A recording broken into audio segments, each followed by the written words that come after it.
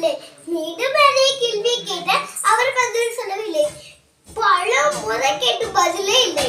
உடனே அழுத்து போய் தன் வழியை நடக்க தொடங்கினான்.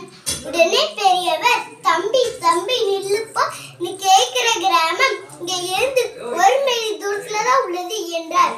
அதுக்கு அந்த வழிபோக்கன் சொன்னாங்க, நான் அதுக்கு முன்னாடி உங்கள்கிட்ட எத்தனை தடவை கேட்டேன், நீங்க பதில் சொல்லவில்லை. அப்பொழுது நீ தயங்கி தடுமாறி இந்த ஊருக்கு பார்க்க அக்கறை இல்லாம இருந்த, ஆனா இப்ப நல்ல உறுதியோட போட்டு விட்ட என்றார். என் மகனே, இந்த கதையை நினைவுல வச்சுக்கோ. இப்பவே வேலை செய், மற்றவை எல்லாம் தானா வரும். இந்த கதையோட நீதி என்னன்னு தெரியுமா? பொறுமை, விடாமுயற்சி மற்றும் அக்கறையுடன் ஒவ்வொரு செயலையும் செய்ய வேண்டும். சுவாமி விவேகானந்தர். நன்றி. வெற்றி பெற முயற்சி செய்வேன், இல்லையே பயிற்சி செய்வேன்.